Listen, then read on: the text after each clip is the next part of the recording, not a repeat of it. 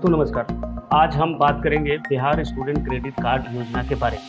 जानेंगे कि इस योजना के तहत कौन कौन लाभार्थी हो सकते हैं, उनको क्या सुविधा मिल सकती है, लोन रीपेमेंट कैसे करना है कि नहीं करना है, और किन लोगों को इस योजना का लाभ मिलेगा। इन सब बातों को के बारे में हम लोग इस वीडियो में आज चर्चा करेंगे। आपके सामने मैं इस योजना की सारी जो तफसीलात है, जो विवरण है, मैं आपके सामने उसको रखूंगा और आशा है कि इस वीडियो के साथ आप को इस योजना से संबंधित सभी जानकारी मिल जाएगी।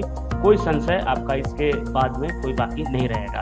दोस्तों, बिहार सरकार की ये एक महत्वाकांक्षी योजना है और ज़रूरतमंद छात्रों के लिए, वैसे छात्र जो आगे पढ़ना चाहते हैं और कोई आर्थिक बाधा उनके सामने आ रही है, पैसे का अभाव है और वो कोई कोर्स ऐसा टेक्निकल नहीं कर पा रहे हैं जिसमें कि उनको एक अच्छे रकम की आवश्यकता होती है, तो सरकार 4 लाख रुपए तक की राशि अपनी गारंटी पर बिहार के छात्र छात्राओं को दे रही है। इसके लिए कौन कौन लोग सर्वप्रथम इस योजना की गाइडलाइंस के बारे में हम लोग इस वीडियो में समझेंगे। गाइडलाइंस का अर्थ होता है कि वह निर्देशिका जिसके आधार पर यह योजना काम करती है। जैसे कि इस देश में कई सरकारी योजनाएं चलती हैं। आपने सुना होगा कि मुख्यमंत्री आवास योजना, मनरेगा या जो स्वास्थ्य योजना, आयुष्मान योजना, ये जितनी भी गवर्नमेंट की सरकारी योजनाएं हैं, लड़कियों के लिए साइकिल हो गया, मध्याह्न भोजन योजना, ये जैसी भी जन कल्याणकारी कोई भी योजना होती है, उसके क्रियान्वयन के लिए एक पॉलिसी, एक नीति, एक नियम बनता है कि इसकी क्या रूपरेखा रखेगी, इसका क्या लक्ष्य रहेगा, कौन कौन लाभार्थी होंगे, कैसे इसका क्रियान्वयन किया जाएगा। इसके लिए सारी योजनाओं का एक गाइडलाइंस, एक निर्देशिका सरकार पहले तैयार करती है। तो इस बिहार स्टूडेंट क्रेडिट कार्ड की भी निर्देशिका सरकार के द्वारा उपलब्ध कराया गया है, जो कि मुख्यमंत्री 7 निश्चय योजना की वेबसाइट है, जिसपे स्टूडेंट क्रेडिट कार्ड सेक्शन में आप जाएंगे तो वहां पर ये इस योजना का की गाइडलाइंस उपलब्ध है। अभी मैं आपके सामने अपना स्क्रीन शेयर करके आपको दिखाता हूं। पहले आप गूगल ओपन कर लेंगे अपने ब्राउज़र में, किसी ब्राउज़र में जाकर जो आप यूज करते हो, गूगल खोल लेंगे और इसमें आप स्टूडेंट क्रेडिट कार्ड भी टाइप करेंगे तो हमें सेम वेबसाइट पर ही हमें ले जाएगा, ठीक है ना।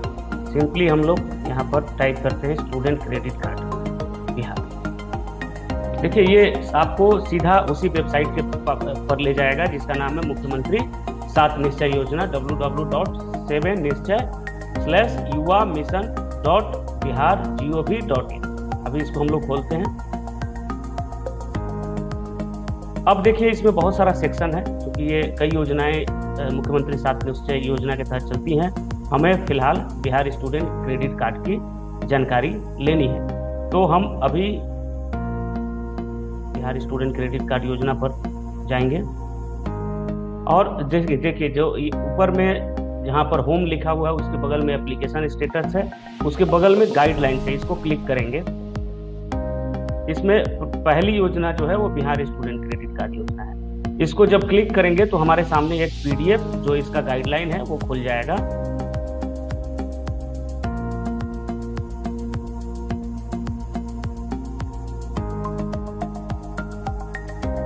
ये कुल 13 पन्ने का है, जिसमें पहला है प्रस्तावना। प्रस्तावना का अर्थ है कि इस पूरी योजना के मूल में क्या है, उसको यहाँ पे संक्षेप में बताया गया है। कि जैसे इसमें लिखा है कि वर्तमान में राज्य का उच्च शिक्षा में ग्रॉस एनरोलमेंट रेशियो 14.3% है, जबकि राष्ट्रीय स्तर पर यह लगभग 24% है और राज्य सरकार का लक्ष्य है कि हम कम से कम राष्ट्रीय औसत के बराबर पर तो जाएं ही, उससे आगे भी जाएं। मुख्यमंत्री के द्वारा भी अपने विभिन्न जो भाषण है उनके, उसमें भी इस तथ्य का उन्होंने जिक्र किया है।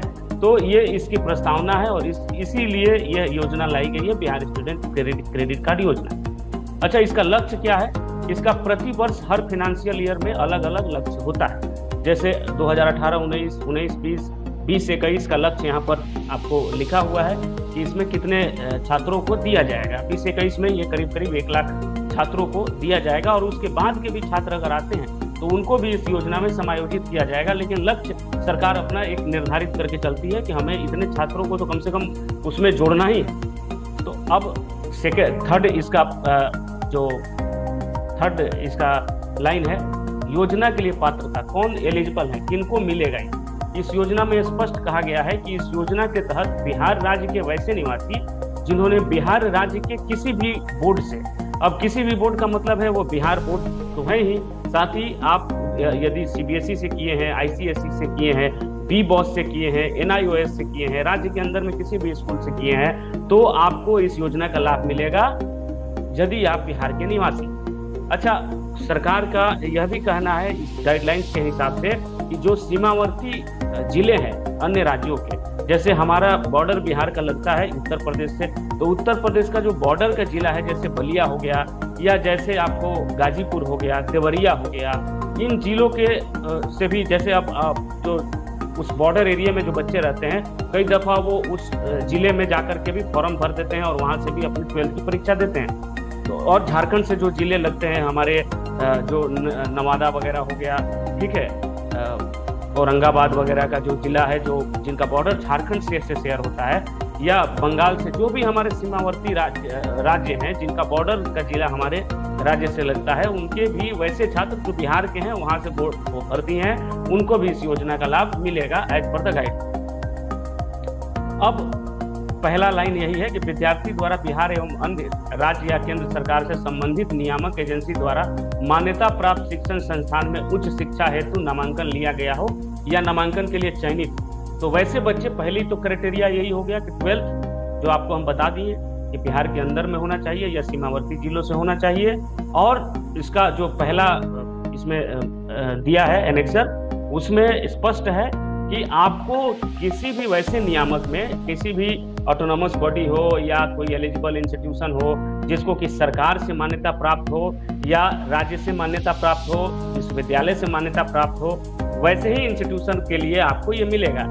जिन आप पहले आप कहीं भी किसी भी विश्वविद्यालय में या कहीं भी किसी कॉलेज में एडमिशन के लिए जाएं, तो आप उससे यह जरूर पूछें कि क्या उसको स्टेट के द्वारा, राज्य के द्वारा अनुमति है कि नहीं। आप उससे मांगिए, आप उसको चेक करिए कि हम यह जो इंस्टीट्यूशन है इसको गवर्नमेंट से आखिर इसको संबंधन मिला है कि नहीं मिला है। तो वैसे इंस्टीट्यूशन के छात्रों को इस योजना का लाभ मिलेगा। यह ऋण उच्च शिक्षा के लिए सामान्य पाठ्यक्रमों, विभिन्न व्यावसायिक एवं तकनीकी पाठ्यक्रमों के लिए दी जा सके। अब इसमें आप जनरल कोर्स के लिए बीए, बीसीए, बीएससी वगैरह के लिए तो ले ही सकते हैं, साथ ही जो टेक्निकल पाठ्यक्रम है, वोकेशनल है, बीसीए हो गया, बीएससी आईटी हो गई, बीबीए हो गया, बीकॉम हो गया, बीटेक वगैरह अन्य जो टेक्निकल और वोकेशनल के कोर्स हैं, उसके का भी लाभ आपको इसके अंदर में मिलेगा। अच्छा, इसमें क्या मिलेगा?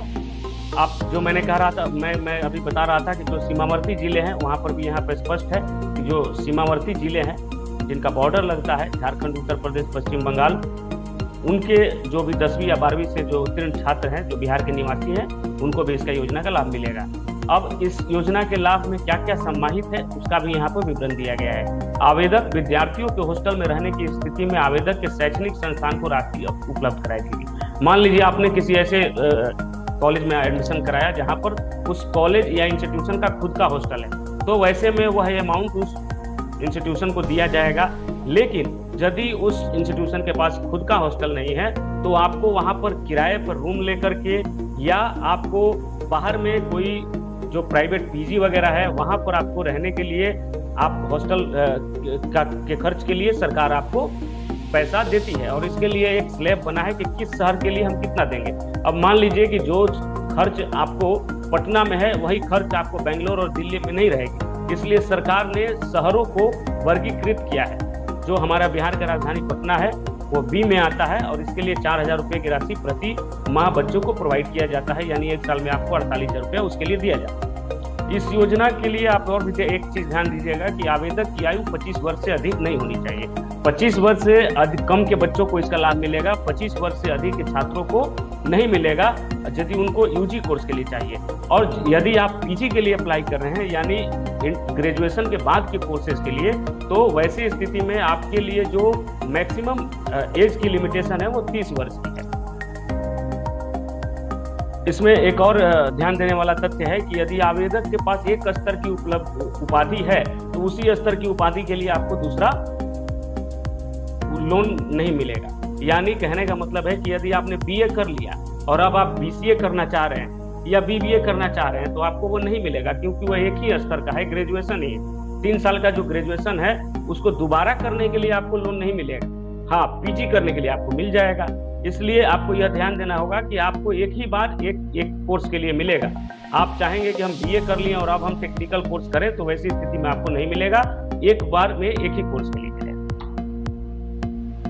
अच्छा, और एक जो 7वां इसमें तथ्य है उसको समझ लीजिए आप लोग। इसमें लाभार्थियों के द्वारा पढ़ाई को किसी भी कारण से बीच में छोड़ने पर ऋण की शेष राशि संस्थान या विद्यार्थी को उपलब्ध नहीं कराई जाएगी। अर्थात इस योजना के तहत विद्यार्थी को शिक्षा ऋण की अगली किस्त उनके संबंधित संस्थान पाठ्यक्रम में अध्ययनरत रहने की स्थिति में ही उपलब्ध कराई जा सकेगी।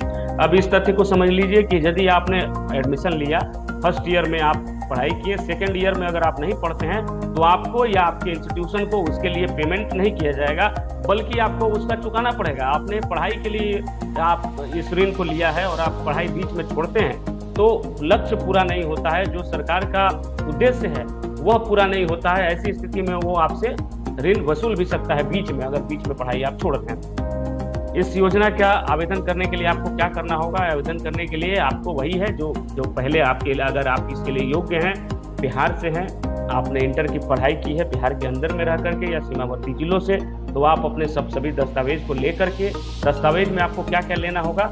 आपको मैट्रिक और इंटर का मार्कशीट और उसका सर्टिफिकेट दोनों लगेगा, आपको सीएलसी आपको लगेगी, आपको इसके अलावा आपको आवासीय, आपके बैंक का पासबुक, पैन कार्ड, आधार कार्ड, फोटोग्राफ और आपके एक इंट्रोड्यूसर जो आपके माता पिता भाई बहन यानी रक्त संबंधी जो है आपके ब्लड रिलेटिव वो होंगे, उनका एक फोटोग्राफ और एक आईडी प्रूफ लगेगा। ये डॉक्यूमेंट लेकर के आपको कॉलेज में जब आप एडमिशन ले लेते हैं और वहां से आपको एडमिशन लेटर और बोनाफाइड सर्टिफिकेट वगैरह मिल जाता है, तो वो सारा डॉक्यूमेंट और जो कॉलेज से आपको मिला है ये सब डॉक्यूमेंट लेकर के आप इस योजना के लिए आवेदन करेंगे। इसके लिए पहले आप क्या करेंगे कि इस वेबसाइट के पर जो मुख्यमंत्री 7 निश्चय योजना की वेबसाइट है, इस पर आप क्लिक करके रजिस्ट्रेशन की प्रक्रिया स्वयं अपने से कर सकते हैं, या किसी भी आप कॉलेज में आप इसके लिए आपको असिस्ट कर दिया जाएगा, या साइबर कैफे वगैरह में जाकर के आप रजिस्ट्रेशन कर सकते हैं। इसमें आपका जो बेसिक डिटेल है वो भर दिया जाता है और आपको एक अपॉइंटमेंट स्लिप दे दिया जाता है जो आपके संबंधित जिला में जाकर के आपको वहां पर आपको अपना सारा डॉक्यूमेंट का वेरिफिकेशन ओरिजिनल लेकर के जाना होगा, जिसको वो लोग तुरंत चेक करके आपको हैंड टू हैंड वापस कर देते हैं और वहां पर आपका पूरा बायोमेट्रिक्स वगैरह होगा। और इस प्रक्रिया के बाद में आपको वहां से एक पावती यानी कि प्राप्ति रसीद मिल जाएगी। यानी उस प्राप्ति रसीद का अर्थ यह है कि आपका आवेदन हो चुका और अब आपका आवेदन वहां पर स्वीकार है और उसमें वो लोग प्रोसेस का काम करेंगे। आपके पास में वो रसीद रहेगी जिसमें कि आपका पंजीयन संख्या वहां पर लिखा रहता है। तो ये वही सब सारी बातें हैं जिसको मैं आपको बता रहा हूँ। और उस पावती के बाद में आपको एक निर्धारित तिथि के बाद में आपके जो जहाँ पर आपने एडमिशन कराया है वहाँ पर आपका कागजातों के सत्यापन के लिए वहाँ से भेजा जाएगा। डीआरसीसी से एक टीम जाएगी जो कॉलेज में जा करके आप वहाँ पे अध्ययनरत हैं कि नहीं है इसकी जानकारी लेगी और वहाँ से वेरिफिकेशन होने के बाद में अपना प्रतिवेदन यानी रिपोर्ट सबमिट करेगी। रिपोर्ट सबमिट करने के बाद में अगली प्रक्रिया यह होती है कि एक सर्टेन पीरियड के बाद में आपको वो 15 दिन का समयावधि होता है, आपको डीआरसीसी के द्वारा एक मैसेज जाएगा जिस पर यह लिखा रहेगा कि आप 100 रुपये का एक स्टैम्प पेपर लेकर के आप आइए, जिस पर एग्रीमेंट होगा। एग्रीमेंट होने के बाद में आपको एक 10 दिन का एक और समय अवधि लगता है जिसमें राशि का स्थानांतरण किया जाता है। तो राशि का स्थानांतरण दो तरह से होता है। पहली जो कॉलेज की फीस है वो कॉलेज के खाते में चली जाती है। जो हॉस्टल यानी लिविंग एक्सपेंस है अगर आप वो मांगते हैं तो वो आपके खाते में वो भेजा जाएगा। पटना की स्थिति में वो 48,000 रुपया 4,000 रुपया प्रति माह के हिसाब से है। साथ ही आपको 10,000 रुपया सालाना स्टेशनरी के लिए भी सरकार देती है। यह कुल मिलाकर के 4 लाख से अधिक नहीं होना चाहिए। तो 4 लाख के सीमावधि के अंदर में जो पैसा है वो आपको सरकार देगी। अगर आप चाहें, अगर मान लीजिए आपके किसी कोर्स का फी 2 लाख 2.5 लाख है और आप उसमें हॉस्टल आप उसमें चाहें कि हमें एक लैपटॉप हॉस्टल खर्च के अतिरिक्त एक लैपटॉप भी लेना चाहें, अगर वह सब कुछ 4 लाख के अंदर में आता है तो सरकार आपको एक लैपटॉप खरीदने के लिए भी राशि जारी कर सकती है, लेकिन 4 लाख से ज्यादा की स्थिति में आपको वह लागू नहीं है।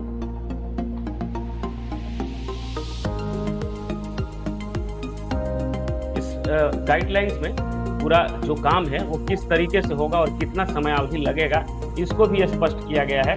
आवेदक को जो काउंटर पे जाएगा तो वहाँ वो 15 मिनट में कर देंगे, वो अनुशंसा 15 मिनट का और समय लगेगा। शिक्षा विभाग का जो एजेंसी है वो आपके आवेदन को 15 कार्य दिवस के अंदर में उसका सत्यापन करेगी, ठीक है ना। नोडल पदाधिकारी उसको स्वीकृत करके ऑनलाइन अनुशंसा जो वित्त निगम है भारत सरकार की, बिहार राज्य शिक्षा वित्त निगम, उसके पास में भेजेंगे प्रतिवेदन प्राप्ति के 2 दिन के अंदर, और उसके बाद में एग्रीमेंट का जो काम है वो अगले 15 दिन के अंदर किया जाएगा।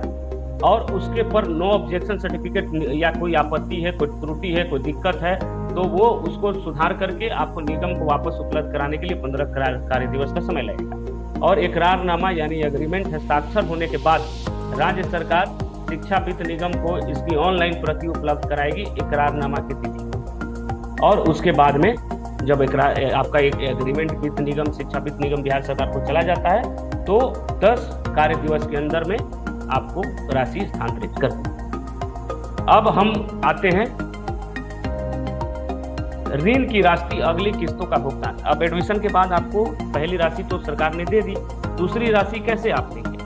दूसरी राशि के लिए जब आप प्रथम वर्ष की परीक्षा उत्तीर्ण करते हैं तो आपको एक मार्कशीट मिलता है या आपको कॉलेज से एक प्रोन्नति पत्र मिलता है कि हाँ ये अब अगले क्लास में चले गए हैं, अगले ईयर में सेकेंड ईयर में चले गए हैं। तो उस पत्र को या उस मार्कशीट को आपको जो वेबसाइट है बिहार स्टूडेंट क्रेडिट कार्ड की, उसमें आपको अपने यूजर आईडी और पासवर्ड का इस्तेमाल करके जो सब्सिक्वेंट पेमेंट का लिंक है उस पर आपको उसको अपलोड करना होगा। इसके बाद उसके जांच के बाद में सरकार आपको अगली राशि का भुगतान करेगी। इसी तरीके से थर्ड ईयर में जब आप सेकेंड ईयर का एग्जाम देंगे तो थर्ड ईयर का पैसा आपको सरकार अगली किस्त का भुगतान करेगी। अब ऋण वापसी की प्रक्रिया, ऋण वापसी की प्रक्रिया जैसे आपने 3 साल की पढ़ाई की उसके बाद में आपको 6 महीने का मोरिटेरियम अवधि दिया जाता है। मान लीजिए कि कई दफा हो सकता है कि आपको 3 साल में कॉलेज छोड़ते ही रोजगार न मिले या आपको नौकरी नहीं मिले तो या आपकी आय चालू नहीं हो तो आपको 6 महीने का मोरिटेरियम अवधि दिया जाता है जिसमें आपको ऋण की किस्त का वसूली स्थगित रहेगा।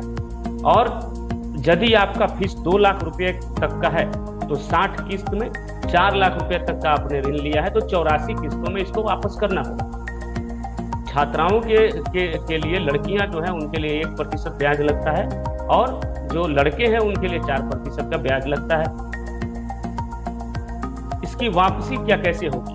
जब आप नियोजन हो जाता है आपका, जब आपकी नौकरी लग जाती है तब आपको इस पैसे को चुकाना होता है।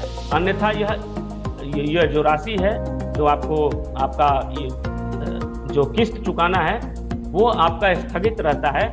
लेकिन आपको एक काम करना होगा इसके लिए, इस अवधि में यदि आपका नियोजन नहीं होता है या स्वरोजगार या अन्य साधनों से आय नहीं होता है तो वैसी स्थिति में आपको एक शपथ पत्र यानी एक एफिडेविट आपको डीआरसीसी पर उपलब्ध कराना होगा। उसकी वेबसाइट पर आपको अपलोड कर देना होगा कि आवेदक नियोजित / स्वरोजगार अथवा अन्य किसी साधन से आय प्राप्त नहीं कर रहा है। बस यही एक लाइन आपको लिख करके उनको देना है साल में 2 बार, जून में एवं दिसंबर के अंतिम जो पखवाड़ा है, अंतिम जो समयावधि है दिसंबर की, उसमें आपको ये अवेलेबल करा देना है डीआरसीसी को लिख करके कि भाई अभी हम न नियोजित है, न स्वरोजगार में है, न मेरे पास कोई अन्य आय का साधन। तब तक आपसे ऋण की कोई वसूली नहीं होगी। यदि आप जॉब में जाते हैं, चले जाते हैं, रोजगार पा लेते हैं, तभी आपको ये पैसा चुकाना पड़ता है।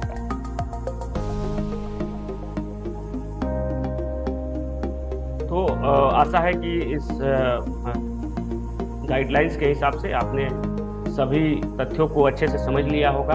ये गाइडलाइन सभी को सामान्य तरीके से आप जाइए और गूगल पर सात लिस्ट है, युवा मिशन वेबसाइट है बिहार स्टूडेंट क्रेडिट कार्ड की, वहाँ से गाइडलाइंस आप डाउनलोड कर लीजिए और इसको पूरा पढ़िए। पूरे कागज को पढ़ना और समझना सबसे जरूरी है।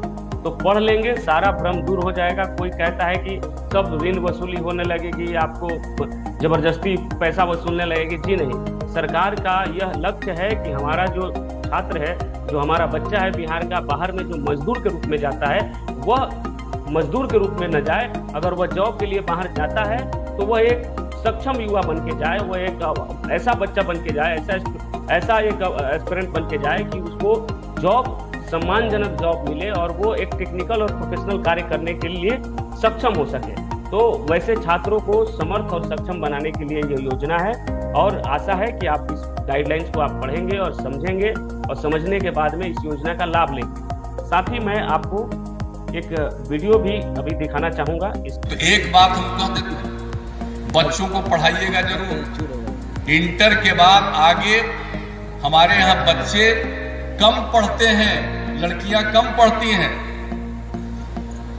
उसको कहते हैं ग्रॉस एनरोलमेंट रेशियो 13.9%, राष्ट्रीय औसत 24 है।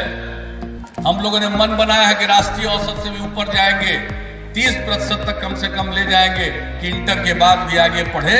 और गरीबी के कारण अगर लोग अपने बेटे बेटी को नहीं पढ़ा पाते हैं, इसलिए हम लोगों ने योजना शुरू की है स्टूडेंट क्रेडिट कार्ड की। वो अगर इंटर के बाद आगे पढ़ना चाहता है तो 4 लाख रुपए तक की सहायता राज्य सरकार स्टूडेंट क्रेडिट कार्ड के माध्यम से देगी। जब रोजगार ले लोगे तब पैसा लौटाना, और एक अंश में नहीं 82 अंश में। लेकिन अगर रोजगार नहीं मिलेगा और आपने स्टूडेंट क्रेडिट कार्ड का फायदा उठा करके सरकार के धन से आगे की पढ़ाई की है, यकीन मानिएगा वैसे लड़के को पैसा वापस करने के लिए हम बाध्य नहीं करेंगे, माफ कर देंगे। लेकिन पढ़िए जरूर, पढ़ना जरूरी है, पढ़ने पर ही आगे बढ़िएगा। इसलिए हम सब लोगों से आग्रह करेंगे, बेटा हो, बेटी हो, पोता हो, पोती हो, नाती हो, नतनी हो, सबको पढ़ाइए और इंटर के भी आगे पढ़ाइए और स्टूडेंट क्रेडिट कार्ड योजना का लाभ लेकर पढ़ाइए। ये मन पढ़ाइएगा कि नहीं पढ़ाइएगा, हाथ उठा के बताइए। तो आप लोगों ने सुना इस वीडियो में जो माननीय मुख्यमंत्री जी भी बता रहे थे कि पढ़िए जरूर, पढ़ना जरूरी है और इस योजना का लाभ लीजिए और सरकार के धन से पढ़ाई करिए। माननीय मुख्यमंत्री ने भी आपको आश्वस्त किया है कि यदि आप सरकार के धन से पढ़ाई करते हैं, जॉब नहीं मिलता है, रोजगार नहीं मिलता है, वैसी स्थिति में आपसे ऋण की वसूली नहीं होगी, वो माफ भी कर देंगे, ये सरकार ने कहा है। और इसको न सिर्फ कहा है बल्कि अपने जो गाइडलाइंस है उसमें भी इन्होंने स्पष्ट किया है कि नियोजन नहीं होने की स्थिति में हम ऋण की वसूली नहीं करेंगे, वो स्थगित रहेगी। तो आशा है कि आपको ये तमाम तथ्य आपके संज्ञान में सब स्पष्ट रहेंगे और इस योजना से जुड़ी सारी भ्रांतियां आपकी मिट गई होंगी। धन्यवाद।